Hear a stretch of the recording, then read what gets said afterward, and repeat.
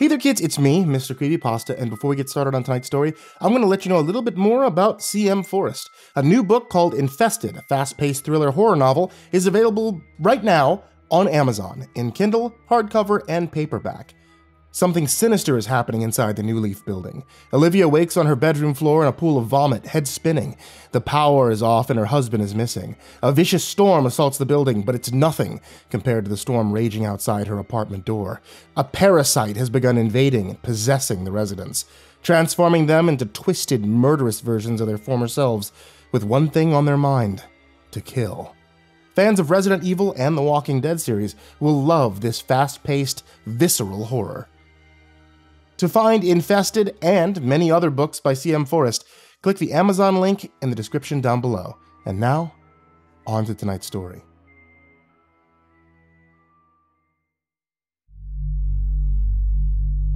The smell. A stale combination of grease and sweat wafted through the open door as Robert followed his daughter into Playland. Beyond, a cacophony of gleeful screams mixed and mingled into a banshee's song. The glassed-in room located off the side of the fast food restaurant housed a jumble of brightly colored tubes and slides. A dozen children swarmed over the garish plastic-like fleas on a stray. "Take your shoes off!" Robert yelled after Lily. The little girl flew towards the structure like a 40-pound cannonball, erupting giggles as she went. A series of tables surrounded the architectural acid trip that was the Playland, forming a semicircle. Most of the tables were occupied by tired-looking adults. The telltale signs of bags under their eyes and unkempt hair, of stained clothing and defeated slants to their mouths, said they were parents. Robert could sympathize with them. Before the divorce, when he was still a full-time parent, he found taking care of Lily to be a near overwhelming proposition. Now, only having the 5-year-old one weekend a month, she longed for those tired days. Lily's absence in his life created an unfillable hole, a void in his very guts, the kind of absence that should kill him, but didn't. Somehow, even with a vital piece missing, life went on. Spotting a table in the corner, Robert tightened his grip on the brown plastic food tray and wandered through the chaos. Although the fun was theoretically supposed to be contained to the plastic octopus-like Playland, the children, not only free from constraint, but outright encouraged to use up all their energy, would spill out with abandon all across the room. Two boys, both decked out in neon-colored garb, zigzagged around the tables, hooting and hollering. A chubby girl, who looked like she was pushing the limit on what was an acceptable age to be crawling through the tubes, bounded off the bottom of one of the slides and charged across to a table with appropriately obese adults. A little girl in a striped dress stared at what Robert could only assume was her twin sister, looking back at her from just within the entrance of the structure. The twin was singing some sort of eerie, tuneless lullaby. The girl outside was so preoccupied by her sister's song, she was nearly bowled over by the chubby girl as she darted back, mouthful of chicken nuggets. Robert shook his head. It was amazing. The places he found himself since having a kid. Under any other circumstance, wading into the stink and noise of such a place would have been about as appealing to him as a back-alley vasectomy. But if it made Lily happy, somehow, it transcended the part of his brain that cared about himself. Robert sat so he was facing the play area and slid the cardboard box containing Lily's kids' meal, complete with small plastic toy, across from him.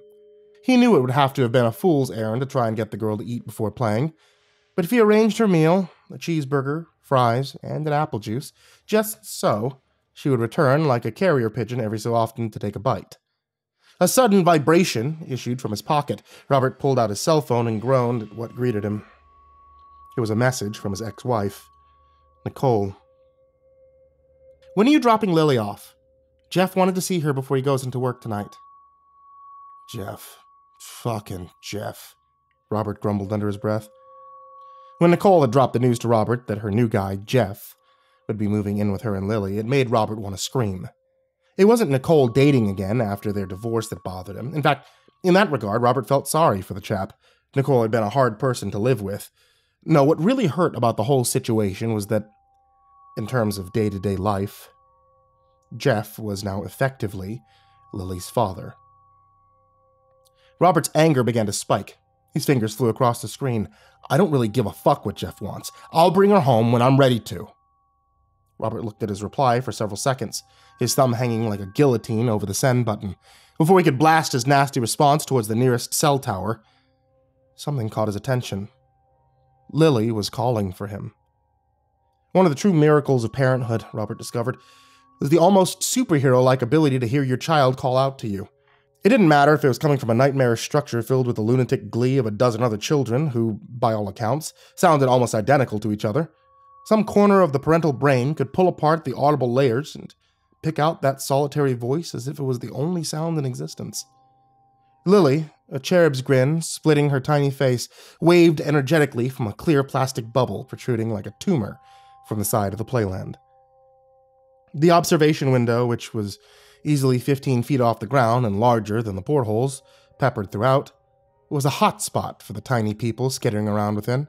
Robert laughed, as honest a response as he had ever had, and waved back at his daughter. Apparently satisfied that her world still existed below, she ducked away, her rainbow-colored socks waving comically behind her before she was gone. God, I love that kid. He looked down at the unsent message and blew out a sigh, lost to the din around him before slowly erasing it. Robert stared at the blank screen, shook his head, and typed, "I'll have her home soon." It was a fun weekend. With Nicole placated, Robert plopped his phone down on the table and eyed his daughter's food. A pile of fries, a grease-soaked gravity that would give the tug of a black hole a run for its money, was too much to resist. He snatched one of the golden sticks from its paper sleeve and quickly gobbled it down. Heaven. "Daddy, Daddy!" Lily came sprinting over to the table. "There's a boy in there!" She momentarily paused as she breathlessly took a bite of her burger. "He's crying!" Robert laughed. "Oh no, why?" Lily looked back at the playland. Her pigtails bobbed through the air. "He said there's a monster in there!" Robert leaned across the table and rested his hand on his daughter's slender shoulder. The little girl radiated heat, a tiny engine running at full capacity. "What? Not a monster?" "Yeah, a monster!" She nodded excitedly. He laughed again and rubbed Lily's head. "I'm sure he's just playing, honey." She seemed to weigh this reply before finding it to be adequate. With the update on the crying boy delivered, she inhaled 2 French fries, a second bite of burger, and a swallow of juice before tearing back across the padded floor. She dodged the rowdy neon boys, dove into one of the openings along the base of the structure, and vanished from sight. Robert resisted the urge to reach across the table and devour the rest of Lily's food. He tried to connect to the building's Wi-Fi, but the signal was spotty at best. After several attempts, he was granted access. Robert had a whole suite of game apps on his phone. Nothing too complicated, just simple time killers, something he was eager to do in that moment. As he waded through an ad for a better, more expensive game, he became vaguely aware of one of the parents, a woman in beige capris, peeling away from the viewing area and approaching the playland. "Zachary, is that you crying?" the woman asked, her voice not quite loud enough to compete with the parade of noise streaming from within the tangle of plastic and steel. A small boy, all tears and snot, burst from the end of one of the 2 slides. "He looked at me," he squealed as his mother scooped him off the foam-matted floor surrounding the playland. Robert was mildly amused by the boy's hysterics. He always felt like his parenting skills were lacking, until he saw how messed up other people's children were. He returned his attention back to the screen and began sliding his thumb across its surface to get a series of colored columns to line up before time ran out. Okay. A distant rumble pulled Robert away from his phone. He stretched his arms, slipped his cell phone into his pocket, and looked around. Outside, the clear blue sky had been taken over by a collection of storm clouds. They extended, pulled dirty cotton as far as he could see. A slight patter of rain was already hitting the glass. Dozens of tiny specks of water appeared like freckles on the panes. Another deep, bass-filled boom of far-off thunder echoed through the sky. Not only had he been oblivious to the change in weather, but he had also apparently missed what was happening directly around him as well. The tables, which had previously housed the tired-looking parents, were all empty.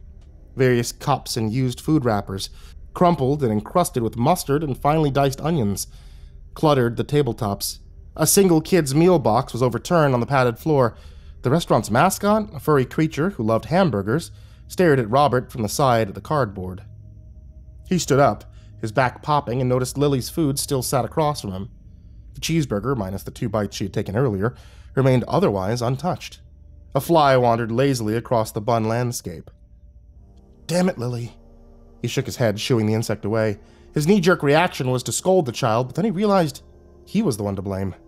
Instead of making sure she ate her dinner, he'd been on his phone. Robert scooped up the wasted food and placed it on the plastic tray before walking over to one of the trash cans and dumping it in. "As long as you don't tell your mom you didn't eat dinner, we'll be okay." The playland was eerily quiet. Robert thought the place must be downright terrifying when the lights were off. He moved over to the purple cube with the hole cut into it and said, "Come on, Lily, we have to get you home."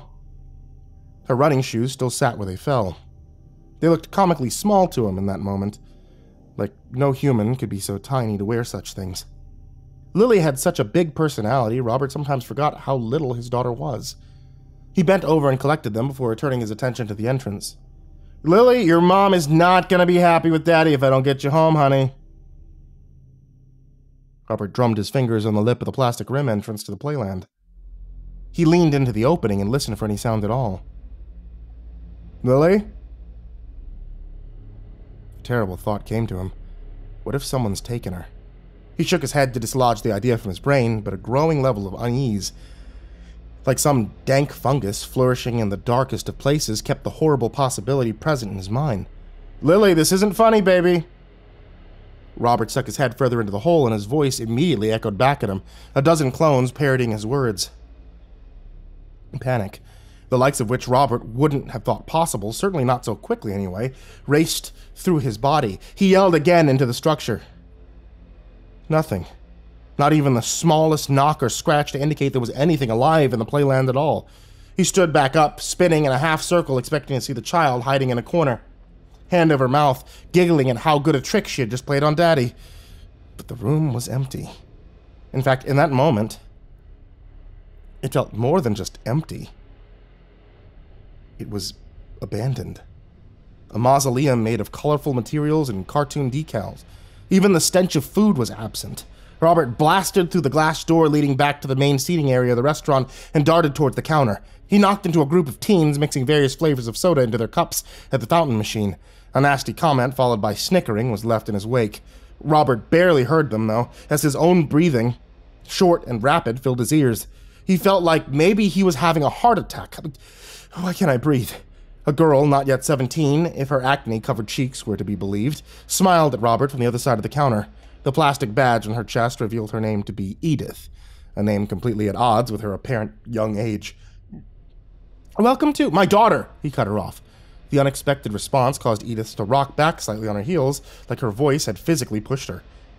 Her eyes darted for a second in search of what Robert couldn't say. "Is everything okay, sir?" "No!" He could barely get the word out. "I can't find her! My daughter!"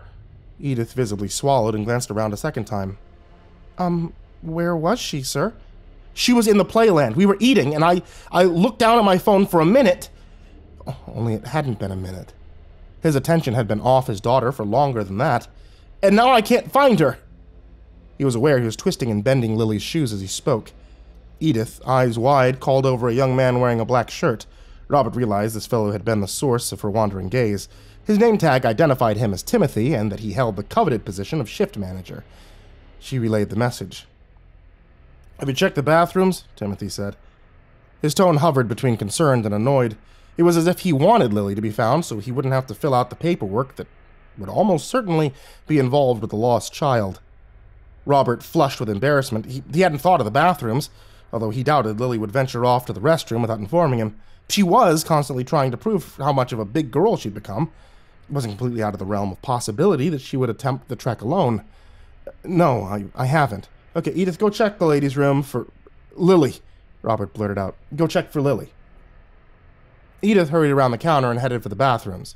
The shift manager, his dark hair stiff with too much product, leaned across the counter and smiled at Robert. "No worries, sir. Well, I'm sure your little one's in the building. Did you check the playland thoroughly? We've had kids play tricks on their parents before." He rolled his eyes and made a clucking sound with his tongue. "They don't understand how upset it makes their folks, but kids will be kids. Maybe go take another look. If she isn't there or in the restroom, which she probably is, we can check the cameras." The cameras? Jesus Christ, this can't be happening. Robert nodded. His body had grown numb. As he rushed back to the glass door leading to the playland, a single thought corkscrewed through his mind. She's already gone. He had visions of a car, probably something nondescript, a Toyota Camry or a Honda Accord, the kind of vehicle nobody looked twice at, driving farther and farther away from him. A car that had his daughter in it. Don't fucking think that, he scolded himself, but he couldn't help it. His mind had become something else, a gray matter, Mr. Hyde, tormenting him with visions of his baby in the most horrible possible places. "Lily!" he yelled as soon as he cleared the door. Nothing. The room was still empty. Robert wasn't sure if he would have felt better or worse with an audience. One thing was certain, he wanted to cry, but felt like it wasn't the time for such a thing. As if the act of crying would make the nightmare a reality, as if it would cement his daughter's fate. The playland, looming like a many-armed leviathan, seemed to grow and breathe as Robert rushed towards the black maw, yawning open along the front. "Lily! Please, Daddy's not playing anymore. If you're in there, it's time to come out." She's not in there. She's crying in the back seat of a forgettable car heading towards the highway as a man with dead eyes tells her to shut up before he gives her something to really cry about. Robert let out a frustrated groan at the thought. A small, playful laugh, born from deep inside the plastic innards of the playland, bounced off the tubular walls until it reached the circular hole Robert leaned into. It was Lily. He was sure of it. A great wash of relief flooded through him, a deluge he was happy to drown in. "Lily!" he shouted, dropping her shoes and squeezing through the hole. Damp heat greeted him upon entering the structure. It was easily 10 degrees warmer within the confines of the plastic tubing. How can kids stand it in here? He wondered. Besides the temperature, which was already causing small beads of sweat to burst forth along his hairline, there was also the stench, a pungent aroma of dirty feet and filthy clothing, mixed with an underlying stink of vomit. Robert gagged with the first lungful of air he sucked in. It didn't take long to realize he was far too large to be navigating the thing with any sort of ease. The plastic underneath him was hard and unforgiving. Each crawling slide forward sent a rake of fiery pain through his knees. The sides of his jacket brushed against the interior of the tube, and his head grazed the ceiling. "Lily, come out now!" He stared into the length of pipe before him, the shaft ending at a 90-degree turn a half-dozen feet ahead. "I'm stuck!" her voice wafted down from somewhere above. Robert sighed. "All right, honey, I'm coming." A giggle, like the jingle of a delicate bell, was the only reply. The bend was too sharp and narrow for Robert to make the turn on his hands and knees. Shifting to his side, he formed his body around the curve, then pulled himself past it. He was dismayed to find the tunnel on the other side much tighter than what he was already used to. The only way to continue on was to worm his way through until it opened back up. A surge of primal panic filled him as he felt the pressing hardness of the colorful tube on all sides. He tried to reassure himself that even if he became stuck, he was hardly in any unreachable location. Still, the sensation of being pinned was enough to make his limbs jittery and his heart race. Just as he was sure the tube was starting to constrict around him, slowly crushing him like a plastic boa constrictor, he shimmied over a lip and fell into a small room. The walls of the space, approximately the size of a compact car, were bright yellow. The ceiling just high enough that he could rise to a crouch. His knees popped angrily as he took up the new position. Decals decorated every available space. They depicted a gaggle of cartoony-looking pirates, a mess of peg legs, eye patches, and shoulder-mounted parrots, chasing a dashing buccaneer. 3 nautical steering wheels jutted from the wall like perfectly round mushrooms. The wheels were made of the same yellow plastic, but the grips had been permanently stained black from countless dirty hands groping them. An upended box of French fries stood in the corner. The golden sticks had turned dark, almost gray. Lines of green mold sprouted from them. The food had to have been there for days. Don't they ever clean this place? He wondered how many children poured through the playland on a daily basis. What horrific things must grow in the nooks and crannies, just waiting for small hands to rub across them. The idea that even after the restaurant closed, there was a plethora of life continuing to expand, fester within the place, made him nauseous. Robert put aside the thought and continued to survey the area. On the far end of the room was a series of indented rungs, which led up through an opening in the ceiling.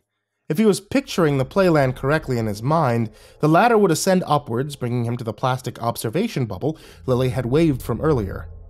He started making his way forward when a sudden dizzy spell caused him to stop. The heat was starting to get to him. It made his head spin. His thoughts took on a molten, sticky quality, and he felt like reality was pulling away, as if beyond the yellow walls of the room he crouched inside, the world had begun peeling back like the layers of an onion, revealing something new and terrifying underneath. He rubbed the palms of his hand across his forehead. He came back to soak with sweat. He had read a book once, a war story, and in it, the protagonist had been locked in a metal box in the middle of a field on a hot day. The narrator had described the situation as being as close to hell as a person could be while in the land of the living. As Robert blinked away the heat spots filling his vision, he thought it was very likely the author had never crawled through a playland before. A shrill beep issued from his pocket, causing him to jump, which resulted in a painful bump on the head when he hit the ceiling. Robert reached into his pocket and pulled free his cell phone.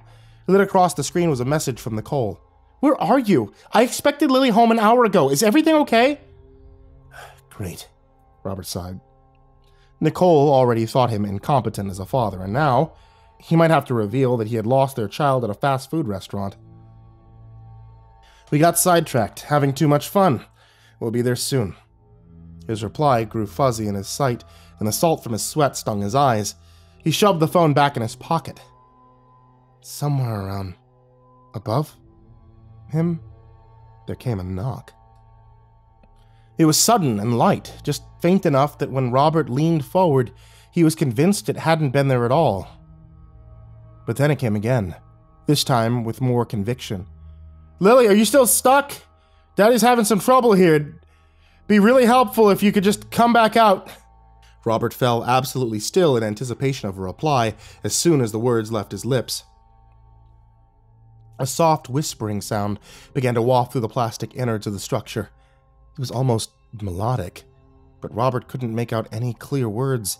Even the source was hard to identify. It might have been a child, or it might have been a loud radio from a car pulling in the drive-thru. "Is that you, Lily? Where are you?" The girl didn't answer, not even a giggle. Instead, he heard a wild clatter of small hands and feet scurrying over plastic. Oh, so much for being stuck. Something about the sound paralyzed Robert. It was frenzied, crazed, the kind of racket an animal would make, a raccoon breaking free from a trap, not a little girl. He hurried over to the hole in the ceiling and stood up. Robert imagined the ladder must be quite the obstacle for the playland's usual population, but for him, it only went up to his shoulders. Standing allowed his head to pop through to the next level. "Lily, enough's enough. Come with me right now." Nothing. A long section of purple pipe stretched off in both directions. To the left, he could see the edges of the clear plastic bubble Lily had waved from. The bright fluorescent lights of the room beyond blared through the membrane, supercharging the violet hues of the plastic. To the right, the tube broke off into three paths: an oblong-shaped blue tube, an orange shaft, and a green tunnel with pink polka dots. He thought at least two of them led to slides. "Lily?" Sweat dribbled down his face. He wasn't sure how much longer he could stand to be within the confines of the playland. "Daddy?" Lily's voice, barely above a whisper, wafted around him. "Where are you, baby?" Robert hefted himself up through the hole in the depths of the green tunnel. He caught a glimpse of movement and crawled forward. A pair of feet wiggled away, feet wrapped in rainbow socks. "Lily, come here right now!" Robert launched himself into the green tube with the pink polka dots. She was playing with him. She wasn't stuck at all. Anger began to flare inside of him. "You are in big trouble, Missy!" The thick miasma of funk filling the air made him gag as he took in breath, sucking lungs full of air. He could feel the entire structure shift and sway under his weight. "Come get me," Lily whispered again. Robert paused in his forward crawl. Something was not right about his daughter's voice. He couldn't place it exactly, but it sounded fake. Like an impersonation. Close to the real thing, but not quite. A slight stretching of words, a barely perceived stutter. "That's not Lily." It was a ridiculous thought, of course, and one Robert was quick to dismiss. He was stressed out, overtaxed.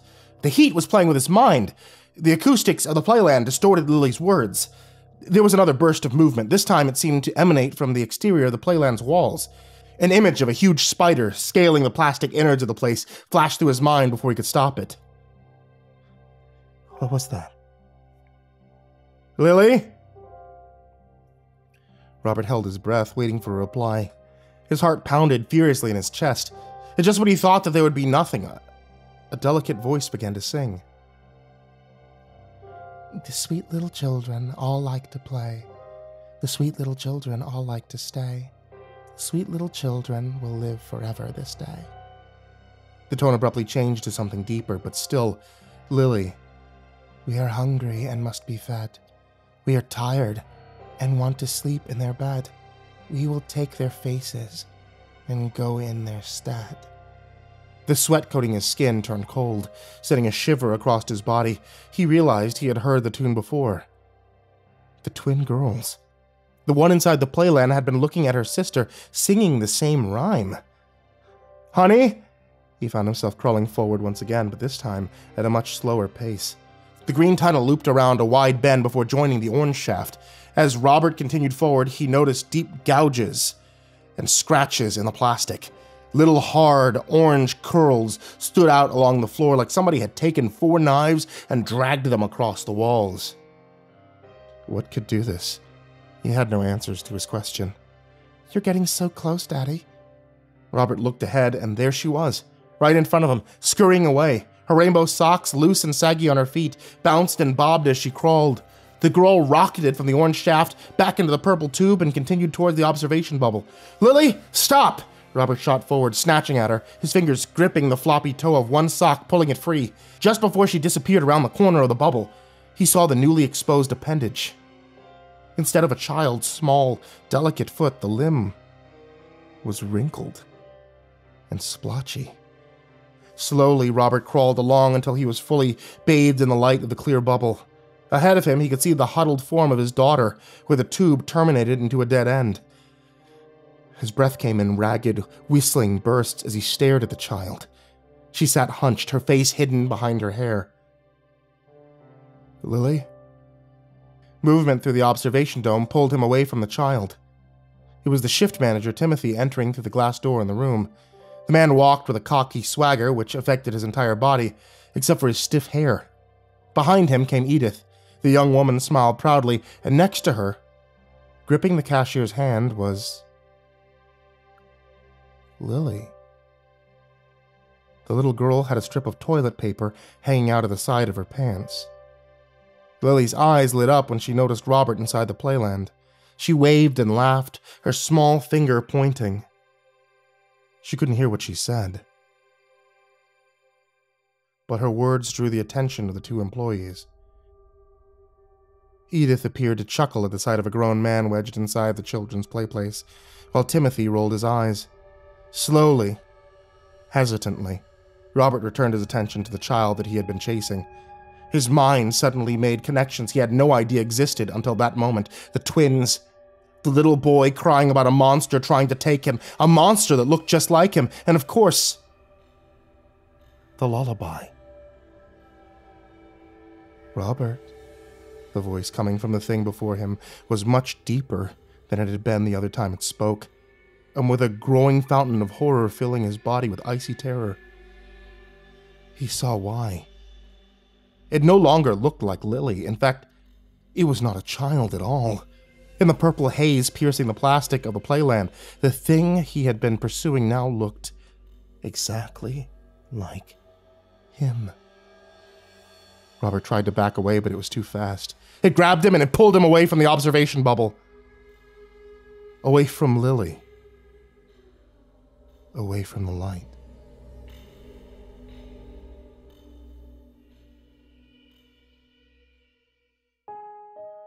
Hey guys, it's still hot out. Like, unreasonably hot out. And you know what's great when it's unreasonably hot out? Iced tea. So if you guys like iced tea, check out Ivory Monocle Tea. That's my wife's loose leaf tea thing she does on Etsy. Etsy.com/shop/Ivory Monocle Tea. You can get a whole bunch of different kinds of teas on there. They can be made hot if you're insane, or they could be made cold if you live anywhere near the equator. So check out etsy.com/shop/ivory monocle tea, and you can get a whole bunch of different kinds of teas, from the fruity kind to the caffeinated kind to the kind that's named after creepypasta things, even one that's named after me, My Dark and Stormy Night. And if you ask, when you order that tea, you can get a little MCP dabbing sticker along with it. Oh, also, I don't think I've ever mentioned this, but I sign all the cards if they're like horror-related teas. So if you ever wanted that, check that out. That's the only place you can get it now.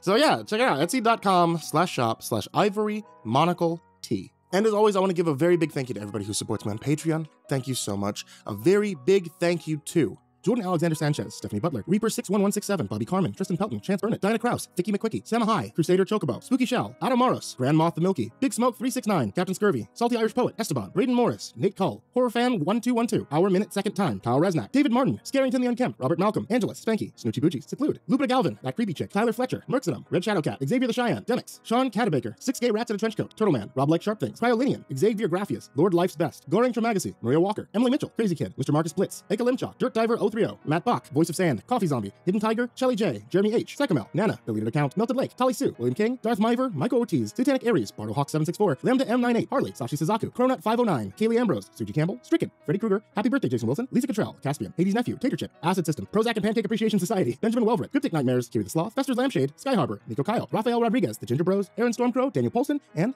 Corey Kenshin. As always, thank you guys so much, because you guys help me do everything that I do here. You guys help pay authors for stories and commission stories and do everything that I can do to make this channel and make this podcast the best it could possibly be. So thank you all for supporting me here. And as always, everyone, sweet dreams.